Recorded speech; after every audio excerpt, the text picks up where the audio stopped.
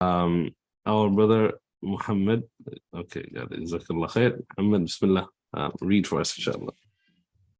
صلاة الجماعة فصل. وصلاة الجماعة سنة مؤكدة، وعلى المأموم أن ينوي الائتمام دون الإمام. Our brother. Bismillah. ويجوز أن يأتم الحر بالعبد والبالغ بالمراهق، ولا تصح قدوة رجل بامرأة ولا قارئ بأمي. وأي موضع صلى في المسجد بصلاة الإمام فيه وهو عالم بصلاته أجزأه ما لم يتقدم عليه. وإن صلى في المسجد والمأموم خارج المسجد قريبا منه وهو عالم بصلاته ولا حائل هناك جاز. طيب، بسم الله الرحمن الرحيم. الحمد لله رب العالمين والصلاة والسلام على رسول الله صلى الله عليه وسلم. He begins by saying Salatul Jama'ah. So far I think we have covered all of the like auxiliary things that deal with Salah itself, all of the rulings that deal with the individual Salah. Now he's going to move into talking about Salatul Jama'ah. And he says Salatul Jama'ah, one Salatul Jama'ah, this is a blessing that Allah subhanahu wa ta'ala has given to this ummah. It has not been given to any other ummah. No other nation prays their prayers in jama'ah like we do as Muslims. It's a blessing from Allah subhanahu wa ta'ala.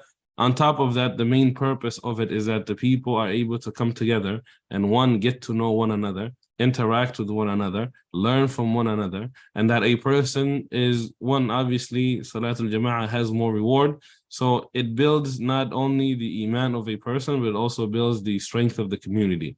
And this is why it was legislated. They say that it was legislated as soon as the Prophet ﷺ made hijrah, he began praying Salah in Jama'ah. In the 13 years that he was in Mecca, the Prophet ﷺ rarely did he pray Salatul Jama'ah with the people. Salatul Jama'ah became, as we know it, the way that the Prophet ﷺ, they would begin to pray. It happened in the year that like the moment that they made hijrah, the Prophet ﷺ, from there they began praying Salah in Jama'ah. Started with Jum'ah, and then all of the other salahs would follow and they would pray the salah together. This is again a blessing from Allah subhanahu wa ta'ala. And he says, وَصَلَاةُ الْجَمَاعَةِ سُنَّةٌ مُؤَكَّدَةٌ, that to Al-Qadi, Abu Shujah, that salah in jama'ah, it is a sunnah that is mu'akkada, so meaning a sunnah that is mustahab, something that is like everyone should, try to implement.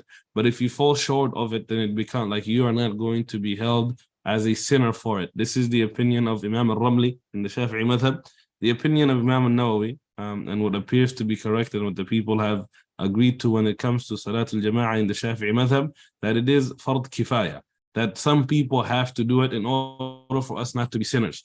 But if Salatul Jama'ah is not being held, for example, in the city that we are living in, if nobody is praying Salatul Jama'ah, then every single one of us is a sinner, and Allah subhanahu wa ta'ala is going to ask us about it. But let's say that, a group of people that constitute a Jama'ah pray that Salah, then the rest of the people are not going to be sinful. This is only the case, Salatul Jama'ah, in every Salah except the Jum'ah. In the Jum'ah, a person has to, it is, fardu ayn, that people have to go and pray Salatul Jum'ah, and if they don't, they're going to be sinners. The righteous people before us used to treat really all of these salahs the same. When it came to going and praying in Jama'ah, the Prophet ﷺ, we know that all of his salah, even in the times of sickness, he would pray them in Jama'ah. The companions after him, they would also all do the same. They would pray their salahs in Jama'ah. The students of the companions, one of the things that they used to even do, it was like if they were to miss, takbiratul ihram, like if they were not in the masjid when the imam said Allahu Akbar to begin the salah, they would hold a ta'ziyah for themselves, or they would hold an azah for 3 days, where they would be, holding themselves like it's as if they have passed away if they missed the day, like takbiratul ihram. And if they were to miss salah in jama'ah, they would do that for 7 days. So 7 days of mourning for the fact that they missed salah in the masjid, or they missed the salah in jama'ah, and 3 days of mourning if they missed, takbiratul ihram. This is how seriously they used to take, praying salah in jama'ah. And unfortunately, we see where it has come to in the times that we live in. Now, some of the rulings that deal with it, he says, وَعَلَى الْمَأْمُومِ أَنْ يَنْوِي الْإِئْتِمَامُ دُونَ الْإِمَامِ, that the person that is being led, right? For the jama'ah, first, the smallest number in the Shafi'i madhab, it is a person leading and a person being led. So two of them, it's enough, except in Jum'ah, for it to be considered a jama'ah. Except in Jum'ah, for it to be considered a jama'ah. One person is the imam, the other person being the person that is being led. The person that is being led needs to have the intention that he is actually following the imam. And if he doesn't have this intention, if he doesn't make this intention, he's not going to get the virtue of the praying salah in jama'ah. It is not going to count as a salah that has been prayed in jama'ah for him, because he did not make that intention. So if he doesn't make that intention, khalas, it's as if he is praying by himself. And this is not something that a person would, have to say out loud, like, okay, I'm praying behind this person, or I'm following somebody, but it is like a niyyah that they have to make. If, for example, and this is, exclusive to the Shafi'i madhab when it comes to the niyyah, when it comes to the intentions, they are very, like, you'll notice on everything. Someone says, is there a minimum number required for Jum'ah? We'll get to that, inshallah.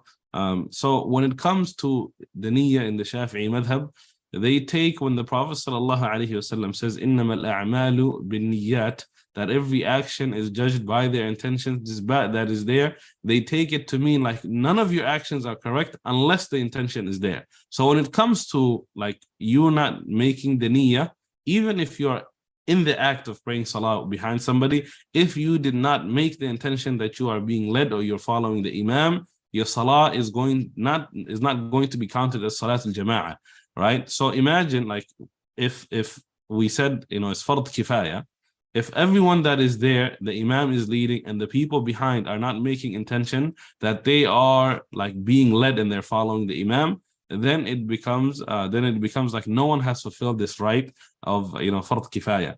And let's say you even like, this is how particular they get when it comes to the intentions. Let's say that the imam generally at the masjid, his name is Mohamed.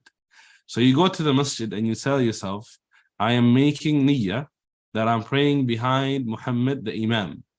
If you say this and then after salah, it comes, you get to know that it wasn't Muhammad that led the salah, but it was Khalid.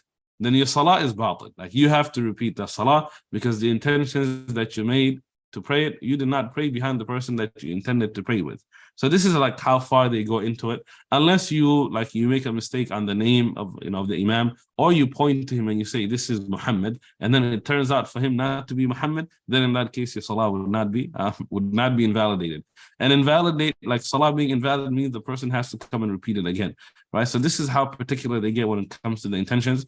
Not only in salah, but actually in every single thing. They make it the first rukun, the first pillar of everything that a person has to do when it comes to ibadat, except the washing of a dead body. And when we get to it, inshallah, I think we passed by it when we talked about al-tahara.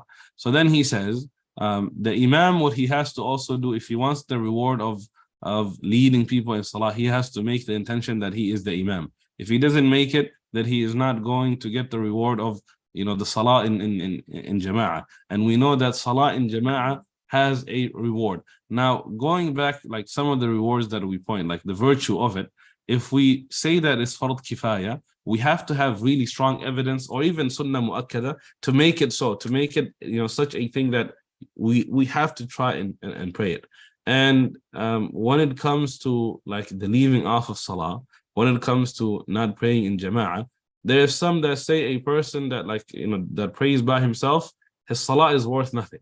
His salah, like as if you meet the requirements to have to pray in jama'ah, it is as if you have not prayed. And they use the hadith of the Prophet ﷺ that's reported in Sahih Bukhari, where he says that I wish that I could find somebody to lead the salah, and I would take some men that would have torches with me, and we would go into the houses that have men praying inside, and we would burn it down. Right? And they say the Prophet ﷺ would not say this if it wasn't like, if the salah was nothing. Why would he burn the house down along with the men that are praying inside of it?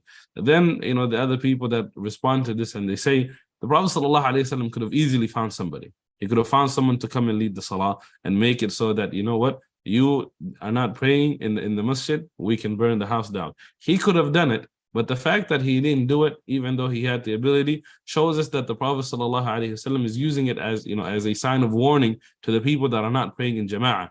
And then they also have the hadith where the Prophet sallallahu alaihi wasallam in the Sahih Muslim, he says the prayer of one of you in jama'ah is better than your prayer by yourself by a degree of 27, and then in the Sahih Bukhari by a degree of 25. And they use basic math to say if the salah of the person alone is worth nothing, then one being better by 27 levels or by 25 levels wouldn't make sense, right? Because 0 to, like, simple math tells us if it's 0, 27 times better than 0 is still 0, right? But it has to be at least something for it to be higher, right? So if it's 1, then this will be 27 times higher than that one. If it's 2, it would be higher than 27, and so on, right? So they go from there. And so the Imam, to get that reward of leading these people, he needs to make that intention. And the Ma'mum, to get that reward, the people that are praying also need to make that intention. Now, any questions here? Before we move to the second line. Going once, twice, Bismillah. Okay. And he says, وَيَجُوزُ, and here he begins talking about who could lead who. He says a person that is free, he can follow someone that is an abd, someone that is a slave. So a slave can lead someone that is free in salah. That is allowed. And the proof of this is what comes in Sahih Bukhari. The Kwan, who was a slave of Aisha radiallahu anha, used to lead her in salah.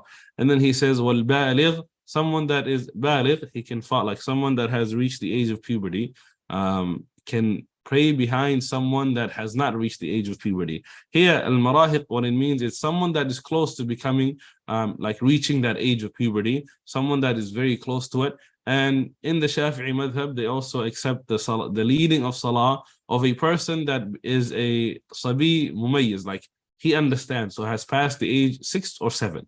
Once he gets to this point, his salah for a person to follow is accepted. During the time of the Prophet ﷺ, there used to be a kid, Amr ibn Sahl, was 6 or 7, and he would lead his people in salah, right? During the time of the Prophet ﷺ. So a person that is young, that has not reached the age of puberty, here, if we take bil marahiq, we would mean like someone that is close to it. So let's say puberty comes, for boys at the age of 11 or at the age of 12. Let's say a person that is 9, that is 10, could be the one that could lead them, right? This is what is intended here. But in the madhab, anyone that has reached the age of 6, 7, and is like can distinguish really between right and wrong, he can lead the people in salah. Anybody younger than that, then his salah is batil, and the people cannot pray behind them. Then he says the other thing is it's not allowed for a man to be led by a woman, or for a qari to be read by an ummi. Obviously, we know that Allah subhanahu wa ta'ala, he says, الرجال قوامون على النساء, and this is the proof, and other proofs from the sunnah of the Prophet sallallahu alaihi wasallam, that women cannot lead men in salah. Women cannot lead men in salah. The Prophet sallallahu alaihi wasallam, he tells us that a man cannot, in authentic hadith, that a man cannot pray behind a woman, and so on. And then some of the scholars also use the hadith of the Prophet ﷺ that a people that let a woman rule over them are not going to be successful, as one of the proofs that a woman cannot lead a man in salah. The other part, he says, وَلَا قَارِئ بِأُمِّي, someone that is a qari, someone that is able to recite, he cannot be led by someone that is ummi. Ummi here in the language, it means somebody that cannot read or write, right? Someone that is illiterate. In the books of fiqh, whenever ummi comes in Kitabul Salah, that is not who it's being talked about. The person that is being talked about is the person that cannot recite Surah Al-Fatiha, or his Surah Al-Fatiha is not perfect. That person, he is considered ummi. And the reason for it is Allah subhanahu wa ta'ala, like the whole someone being ummi, what it takes you back to is the time that you used to be in the womb of your mother, and Allah subhanahu wa ta'ala took you out from that place and you knew nothing, right? You knew nothing when you were first born. So they say someone is illiterate, like he left himself at that place when he was first born, knowing nothing. He hasn't went and learned. So a person that does not, like, that's linguistically what it means, but here, someone that cannot recite Surah Al-Fatiha properly, you cannot pray behind them. So if they cannot recite Surah Al-Fatiha, not only can you not pray behind them, your salah is not accepted behind them, right? This is from the conditions. And the question comes, what about the salah of the person that is unable to recite Surah Al-Fatiha by themselves, if they're just praying by themselves. And this is the opinion of the madhab, is that if a person cannot recite Surah Al-Fatiha and he has the ability to go and learn Surah Al-Fatiha, his salah is not accepted. Again, if a person cannot recite Surah Al-Fatiha and he has the ability to go and learn and does not go and learn it, his salah is not accepted. But if he doesn't have, like there's no opportunity for him to ever learn, he doesn't live in a place that is easy for him to learn Surah Al-Fatiha, then for those, his salah is going to be accepted. Any questions up to this point? Okay. Now, actually going once, going twice, anything. Okay. So he says the next thing. He says, well, like any, okay, Bismillah, go ahead. Someone raise their hand. All right. Yeah, it's me. So Sheikh, let's say if somebody's trying to learn Fatiha, but because they're not able to perfect it, right? And yes. It comes out wonky. Uh-huh. Will that be okay? So the person, again, this is not like if he is making an attempt to learn and it just happens that he is not, like, Allah hasn't given him the ability to learn Surah Al-Fatiha, he is going to be excused. The one that is not excused is he doesn't know it, but he has like let's say someone that lives here with us in Santa Clara, there are opportunities for them to go and learn Surah Al-Fatiha. There are many different madrasas that are available for you to go and learn. There are many options online. And then he just decides, I'm not going to do it. I don't have time. I don't have, like, excuses come. That person, his salah is not going to be accepted. With his bad reading of Surah Al-Fatiha. But the one that makes an attempt and it actually becomes like, he can't pray salah, like he can't learn it. He's making the attempt. He's going to the madrasa. He's doing all of these. Then it becomes like, okay, he has an actual valid excuse. There's been attempts that have been made, but there's no, like, we can't hold them to his ability now. All right. Okay. We have one question in the chat, and then our brother Abdullah. Why is it that when a woman leads other women in prayer, they stand among them and not in front of them? It's better to always stand, like as the imam should, like the imam should stand in front of, especially if there's a large gathering.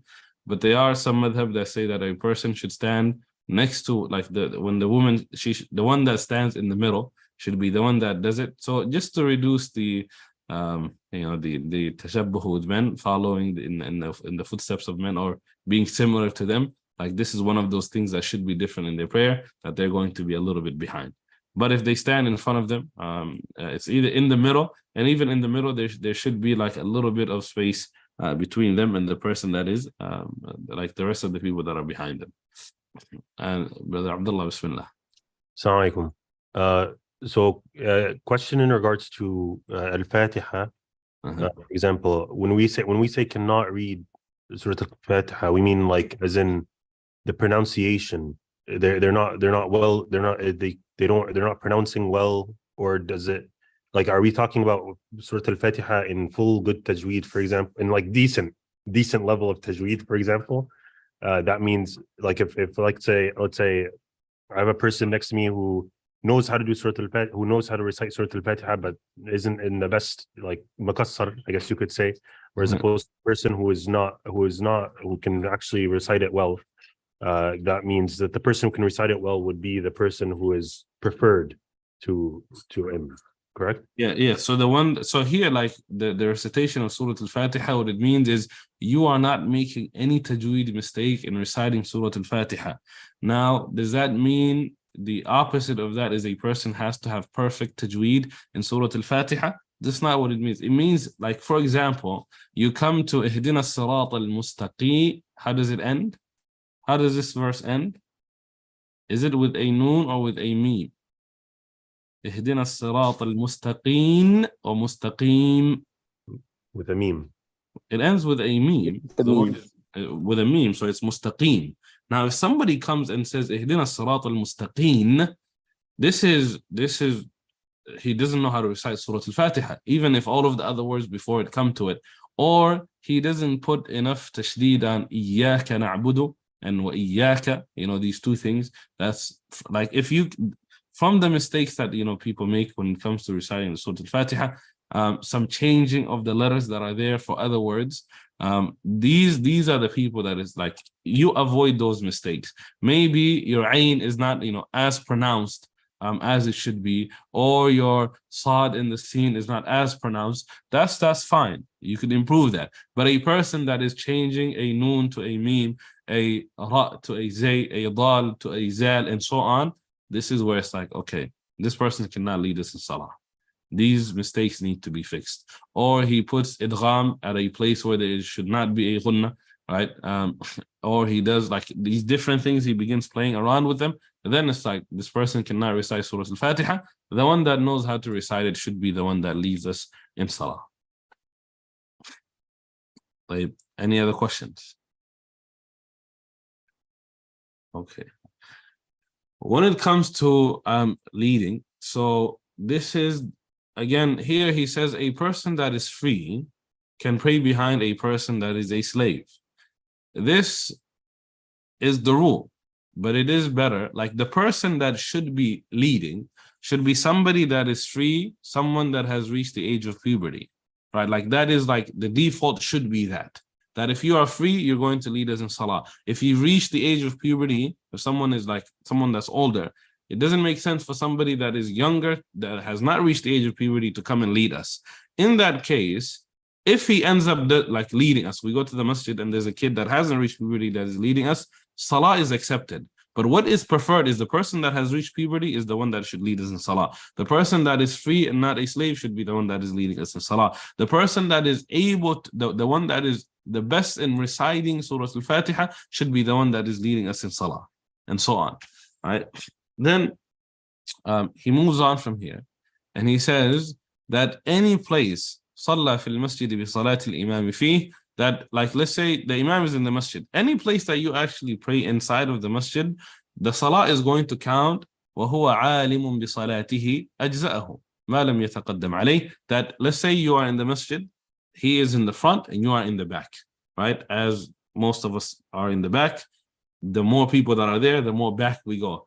As long as we know what the imam is doing in salah, as long as what we know, that we could either hear, like today, this has been made a lot easier. At these times where, like, they would, actually they would make it that you cannot be more than 300 arm length away from the imam for your salah to be accepted, if you cannot hear him, if you cannot see his movement, and so on. For us, we have microphones that make it easy to understand. He's in the place of reciting Surah Al-Fatiha. After Surah Al-Fatiha, if he says Allahu Akbar, he's going to ruku', and so on. So any place in the masjid, you don't have to be right next to him, right? If you are in the back, if you are in the 7th line, the 10th line, and so on, as long as you know what he is saying, or you can tell the motions that he is making, salah is going to be accepted for you, as long as you do not go in front of him, as long as you don't complete a step before he does.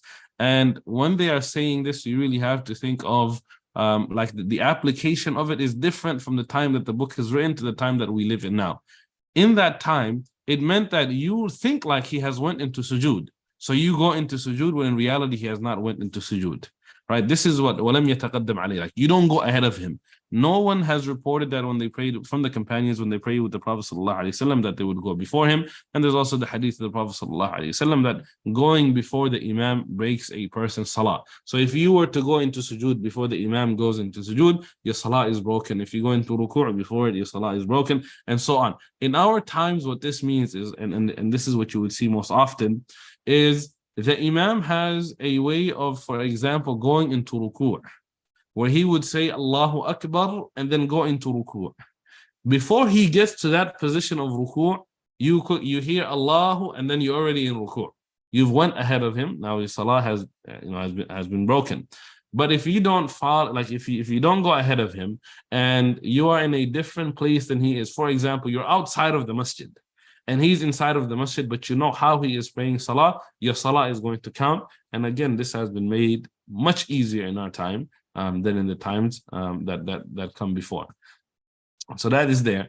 Then he says, وَإِن صَلَّى فِي الْمَسْجِدِ وَالْمَأْمُومُ خَارِجِ الْمَسْجِدِ. Like if he's outside, if the imam is inside and the people that are praying behind him are outside of the masjid, if they're outside of the masjid, then if they know that salah is there, and they know it is like قَرِيبًا minhu, and he is close to him, and what they say close, it means the 300 300 arm length.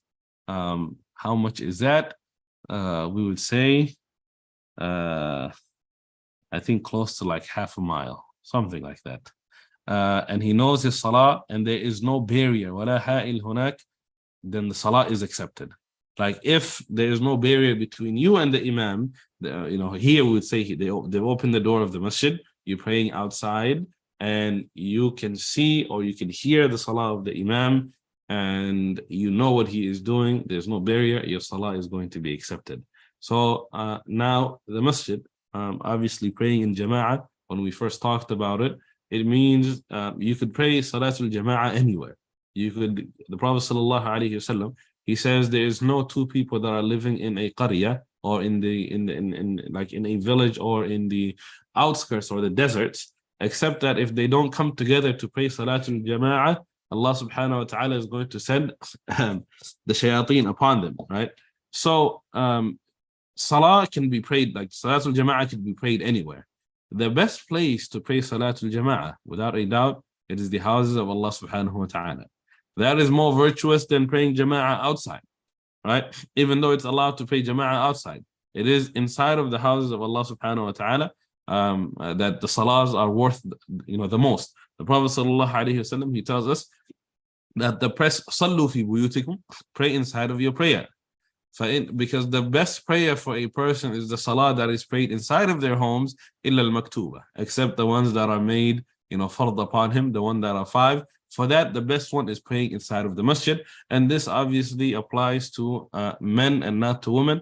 For women, the best place for them to pray their salah, it is to pray it inside of their homes. The Prophet sallallahu alaihi wasallam, he tells us, do not prevent the women servants of Allah subhanahu wa ta'ala from coming to the masjid, even though the salah in their homes is much better for them. The Prophet sallallahu alaihi wasallam, he told one of the ladies that wanted, one of the female companions, that wanted to come and pray salah inside of his masjid. And she says, I want to pray with you all of the time. He says, pray in your house, because that is better than praying inside of my masjid. The Shafi'i madhab takes this and says, every salah of a woman, it is better for her to pray than it is to pray in not just any masjid, but to pray in the Prophet's masjid. And we know that the virtue of the Prophet's masjid to every other masjid is how many degrees better? Do we know the number? Do we know what the number is? The Prophet's masjid. How much salah? Is salah worth more there or any other place? Bismillah. No, nobody knows? Why do we go perform Umrah and Hajj? And we want to go to Medina and pray Salah there. Is Salah worth more there? Yes, Salah is worth more in Mecca and Medina. And Al-Quds. Al-Quds. So what's the degrees? Does anyone know the degrees? So the Masjid Haram is 100,000. Al-Nabawi is 1,000. Al-Aqsa is 500. Allahu Akbar. Allahu Akbar. So 1,000 times, even the Prophet, like they say in the Shafi'i madhab, the salah of a woman in her house is better than 1,000 prayers anywhere else.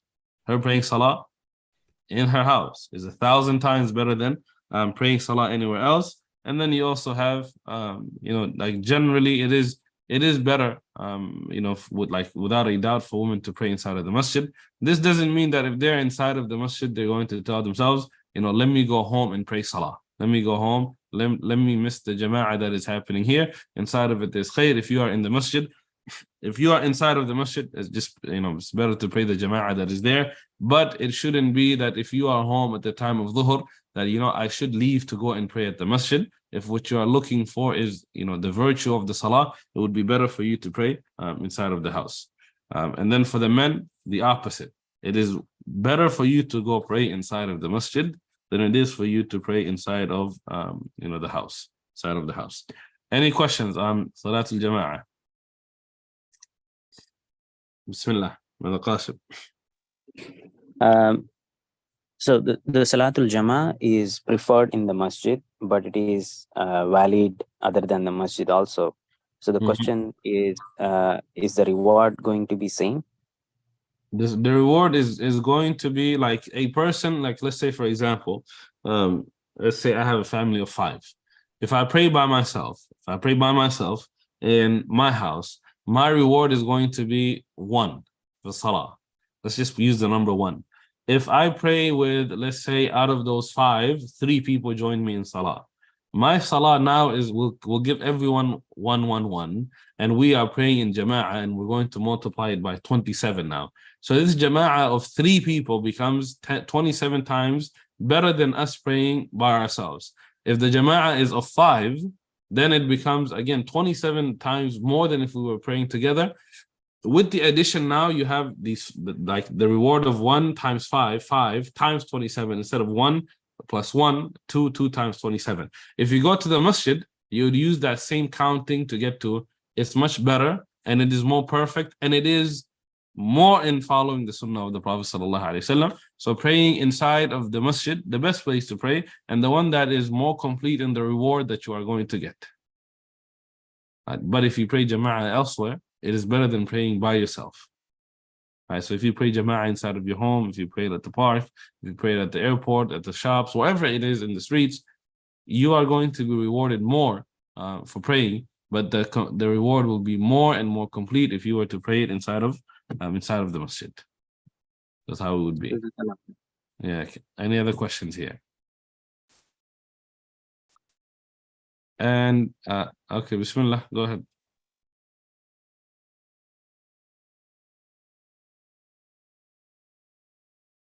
Okay. The other thing I want to point out when it comes to Salat al-Jama'ah, inshallah we'll cover it whenever we move on to the next level of Shafi'i fiqh, is that it is preferred for a person to go to a masjid that is far away from their home whenever they're praying Salat al-Jama'ah. That you go to a masjid that you have to, like, if you have a masjid that is close to your house and a masjid that is further away, it's more virtuous for a person to go to the masjid that is further away. Just in the way that you are going, the driving or however you're going that distance, you are being rewarded for every single step or for every turn of the tire, as they say these days, and so on. So the further you go when you pray Salatul Jama'ah, the better it is for you. The only times where it is better for you to pray next to, to the masjid that is close to you, is if you know that the masjid that is far away, the option that is there is someone that is a mubtadi' or someone that is full of bid'ah, is leading the salah, the imam or the masjid is full of that, then it's better for you to go pray inside of the masjid that is close to you. And then also, this is where the some of the ta'assub comes from, where if, for example, the imam at the other masjid, the far masjid, is of a different madhab, but the one that is of the close masjid is of the same madhab, then it is better for you to pray at the masjid that is close to you, and the virtue of furtherness goes away in those type of things. And this is what you have, because in the Shafi'i madhab, one thing that should have been clear to us by now is there is no madhab that has as much requirements when it comes to ibadat, like conditions, like the Shafi'i madhab. They consider things that other madhahib do not consider pillars. So, for example, there's a madhab that doesn't require the reading of Surah Al-Fatiha. And if you know the imam follows that madhab, there's a chance that you are praying someone behind, like you pray salah behind someone that according to your madhab, the salah is batil. So because of that, it's better for you, like in that case of the masjid that is far has that different person, and this masjid that is close, the virtue is better if you come to this side, to the masjid that is closer. Any questions here? Brother Qasim and Brother Atiq, Bismillah. So I'll go first. So Shaykh, let's say I end up inadvertently praying behind somebody who I don't know their madhab, right? Yeah. As a Muslim, should I be concerned about that? Because there is an opinion, right? Mm-hmm. The way I choose to look at it, and correct me if I'm wrong, this is just layman logic, that, hey, there's an opinion that exists out there that maybe, doing it this way is okay, but I prefer the other way, right? So it's about my preference, but if I happen to pray behind them, my salah should be valid, right? So because if it's going to be valid, then should I be paying attention to it? So the question is on the validity part, is it going to be valid, right? Yeah. For example, right, one of the things that the Shafi'i madhab holds when it comes to wudu is that blood does not break the wudu of a person. There are other madhahib that hold the opinion that blood breaks the wudu of another person. So if the person that is leading is Shafi'i, the person behind, their belief is that him bleeding breaks his salah, breaks his wudu. So he cannot be inside of salah, right? He cannot be inside of salah now because he doesn't have wudu. Is my salah behind this person that has this thing, is it valid? If you are like the follower, of the madhab, and this is what you actually believe, then salah is not going to be valid. So it's not going to be accepted, right? For example, the reading of Surah Al-Fatiha. For us, it's a pillar. For another madhab, it's not a pillar. So if I go pray behind someone and I know it's not a pillar, like to him, it's not a pillar, so he might read it or he might not read it, this is doubt for me to pray behind him in salah.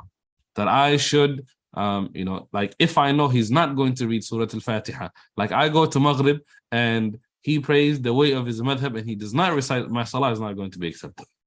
Because I hold the opinion that, salah is like, for the requirement of it is that the recitation of Surah Al-Fatiha.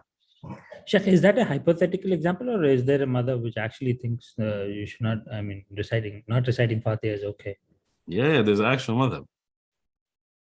Oh. There's an actual madhab that holds the recitation of Surah Al-Fatiha is not a pillar. That doesn't mean like you actually see them not reciting Surah Al-Fatiha, right? We have come to this, alhamdulillah, like the people that lead salah in the masajids and so on, especially in the West, right? In the West, we have, alhamdulillah, a domination of the Shafi'i madhab when it comes to the way that we pray salah. So even the people that don't hold, the intentions to be an opinion, like a pillar, they also make their intentions to pray, because this is the one that removes you out of, all doubts. The more things that you hold yourself to, the easier it becomes for you not to fall into those type of things. And the way that we practice Islam in the West is obviously different than, in those times. Like someone, if they're in a rush, right? Like let's say, like this is where it would come. Let's say that we are combining salah because of rain. So it's raining and we are combining salah, or we're traveling and we're going to shorten salah. If you already shorten it and you don't see Surah Al-Fatiha as being a pillar, as being a requirement for you to recite it, in those places, the person will say Allahu Akbar and then another Allahu Akbar to go into ruku', because you already shortened in the prayer. And this is not a thing that invalidates the prayer, so let me do it. So if you know this person is going to like do those things, then it becomes, my salah is invalid behind him, inshallah. But here in America, we don't have to worry about those things, alhamdulillah. طيب, Brother Qasim. Yeah, on the same lines, like the all four madhabs, like Shafi, Hanbali, Hanafi, and Maliki. So there was a time in Masjid al-Haram, like each madhab used to hold prayers differently. But there was a time when a sheikh came and then he combined all the madhabs and brought them together and pray together. Like, how do we see this versus that? Like, is it better to pray all of them together than praying separately? Oh, 100%. It's better to pray, like the ummah, for them to pray together. We shouldn't really let these type of things, especially in the haram. So in the haram, we're talking about 300 years. This is 300 years ago. We don't even have to go that far back. Like in the Banu Umayyah Masjid in Asham, in Syria, in Damascus, they used to do this up until maybe 20, 30 years ago. Or 20, 30, 40 years ago, they used to have salah for the Shafi'iyah, a Jum'ah, and then a salah for the Hanafis, the second Jum'ah. So they would come, the people that are Shafi'is would go to the first one, because the one that comes to the salah of the Ahnaf, he doesn't see some of the requirements that the Shafi'is have. So they would have, you pray this way, this is your way, so you pray it differently. Then you have, and obviously, this causes a lot of division. So it is better for the Muslims to pray together, but it is, it becomes to the person that is leading, it's better for them if they know the requirements, like what is the most perfect of salah?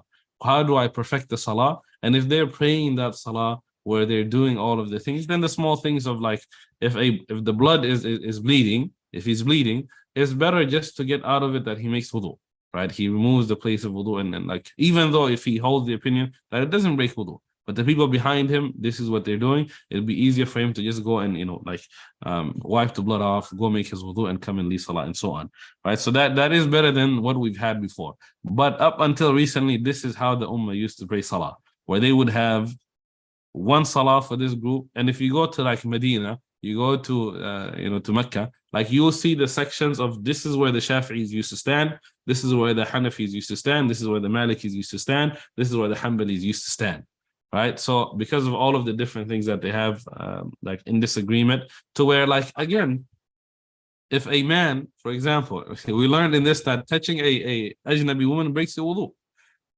As a Shafi'i, if I hold that opinion and I see the Imam going and touching a woman and he thinks it doesn't break his wudu, I cannot pray behind someone that doesn't have wudu, right? Whether the opinion is valid or not, I know that the ruling is if I know the person doesn't have wudu, I cannot pray salah behind him, right? So if that's the case, and this is one of the things that breaks the wudu in my madhab, and I know that khalas, someone that doesn't have, I cannot pray behind that person, right? So these were the things that they were like, the salah of these people are different, the salah, khalas, we are going to just pray behind our imam.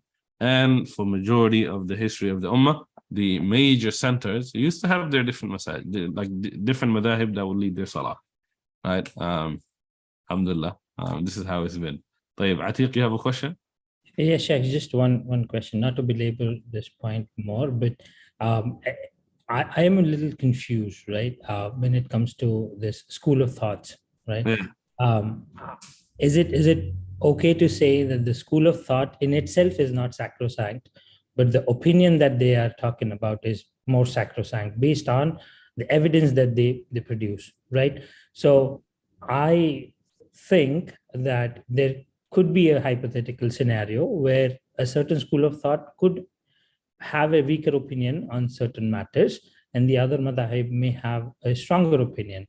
And as a layman, I may not be able to get to that level where I have enough knowledge, where I am able to sort of distinguish what is stronger opinion and what's a weaker opinion. But going back to the concept of fard kifaya, right? Enough of the people within the ummah today have that knowledge to be able to distinguish what's a weaker opinion, what's a stronger opinion. So why do we not advocate for consolidating some of the stronger opinions together? And one might argue that that's the madhab, Shafi'i madhab, where we have been consolidating stronger opinions. But what's your take on this? So the thing is, like, without a doubt, you cannot have two opinions be correct at the same time. And this is really a fitna of our times where, like, people would try to convince you every opinion and every madhab is correct. That's impossible. Just like logically thinking about it, you can't have the madahib all be correct on a matter that they differ, right? For example, the Shafi'i seeing Bismillah ar-Rahman ar-Rahim as a part of Surah Al-Fatiha, and another madhab seeing it as it's not a part of Surah Al-Fatiha. If we hold both of these cannot be true at the same time, one of them has to be wrong and one of them has to be right. Now, how do we deal with the fact that one of them is wrong and one of them is right? Like you said, because we are laymen, we are unable to actually come to the point of this is the right opinion that it is part of Fatiha, or this is the right opinion that it is not part of the Fatiha. We have to leave it up to the scholars to be able to do that for us, right? So as laymen, we've removed ourselves from that. We can't tell which one is the correct opinion. So we're going to let the scholars decide what opinion is the correct one. Every single madhab out of the four, they have books that they call like fiqh al-muqaran, contemporary, not the what they call it the like fiqh of like comparing the fiqh of all of the schools, right? And what they do is like you'll open a book and you'll go to Kitabul Salah, and if the author is a Hanbali, or if the author is a Shafi'i, or if the author is a Hanafi, or if the author is a Maliki, they are going to present all the different opinions and tell you this is what this madhab says, this is what this madhab says, this is comparative. There you go, that's the word I was looking for. This is what the word it says, this is what this madhab says. Then at the end, they're going to tell you why their madhab is the strongest one and why the opinion they have is the strongest one. and you are going to be, you are going to be, like you're going to both be, you're both going to decide, like every scholar is going to decide their madhab is the strongest one. So when it comes to that point, of this is the right one or this is, the wrong one, then it's like, okay, to this scholar, he is telling you in his madhab, this is what it is. Today, what we have is just a continuation of that. Any scholar that tells you this is the correct opinion, you already have people before him in the different madhab saying this is the correct opinion. So unless you reach to that point where you're able to look into these books and study from these books and reach to that point, you don't have that capability. So when you don't have that capability, you are going to say that, you know what, I have taken this madhab and I'm going to follow this madhab. So today, like our understanding of the correct opinion, it's what all of these different scholars of the different madhahib have come to try and tell us that, this is the correct one. Now, here it says, then the Prophet ﷺ approved both ways of praying Asr before and after reaching. So there's a scope of having multiple opinions. Without a doubt, there's a scope of having multiple opinions. There are some cases where it's valid, right? Like for this Asr. And there are some cases where it's, okay, these two are in one madhab, this is what it says. In the other madhab, this is what it says. It's not that in one madhab, they have two opinions, right? It's like in the Shafi'i madhab, for example, the issue of touching a woman, there's two opinions. There's one that it doesn't break wudu, and there's one that it breaks wudu. Imam al-Shafi'i himself, the older school, was that it doesn't break wudu. The new school, it breaks wudu. So when you have these two opinions, that's when you could say, you know what, both of them could be valid in this school. But then when you have on the other side just the opinion that it does not break the wudu, and in this side you break the wudu, then looking at it, this is not the madhahib, they consider, and this is for all of them, they consider their madhab to be the one that is upon the truth. The speech of our time of saying every madhab is correct, this is not the madhab, this is not how the madhahib were founded, right? Or how the madhahib functioned for a long time. In our times, especially for us that are living in America, this idea of everyone has to be correct, everyone, we have to give them their respect. While you look in their works, they'll tell you they're wrong. And the reason they're wrong is because of these things. So they're not used, it's not the idea that you could have different ways of looking at something. It's that they looked at it all of the different ways, and they said, nope, all of the different ways are what our madhab looks at, and what that madhab looks at is the wrong way. Right, so when you come to these kind of issues, that's when those disagreements of we are not going to pray Salah with one another comes from. We're not going to perform Umrah and Hajj with one another because our Islam is completely different than your Islam, right? But in our times, this idea of everybody is right, you can pick and choose from this side and this side, and really all that it has led to it's Islam being the way that we see it in America, and America is the perfect example, where no one actually follows it properly the way that it should be followed. No one says, one time I was asked at the MCA, two people arguing, grown people, and they lead us in Salah. And they're arguing about Surah Al-Fatiha. Is it a pillar of Salah or not? Do I need to? And it's if you're leading us in Salah, and if this is you don't know if it's a pillar, I am never going to pray Salah behind you. That's not going to happen, right? But this idea of every opinion is valid, this is what it leads to. This idea of we live in one thing and we are just going to mix left and right and so on. Actually, when we talk about Salat al-Musafir, you'll see some of the things that, some of the differences that come up. Hopefully that is clear. Any other questions, inshallah? This would be the time. Oh, subhanallah. It's 11 o'clock actually. Bismillah, Brother Qasim, go ahead. Yeah, sorry, I have two more questions on the topic, but so one is you talked about following the Imam in his actions. Is it also true in the recitation? For example, when the person who is following the Imam is reciting Surah Fatiha. I know there are three different opinions on reciting Surah Fatiha behind Imam, but assume the person who is praying behind Imam also reciting Surah Fatiha. So I am assuming that's not applicable to the recitation, but only to the actions. Is that right? So in other madhahib, it's not. You shouldn't read Fatiha with the Imam. But in the Shafi'i madhab, this is what the hadith points to, where the Prophet sallallahu alaihi wasallam, he heard them reciting after him, repeating after him. So he asked them, do you guys read after the Imam? And they said, yes, we follow him in whatever he reads. The Prophet sallallahu alaihi wasallam said, do not do that except for Kitab. Do not do that except for Surah Al-Fatiha.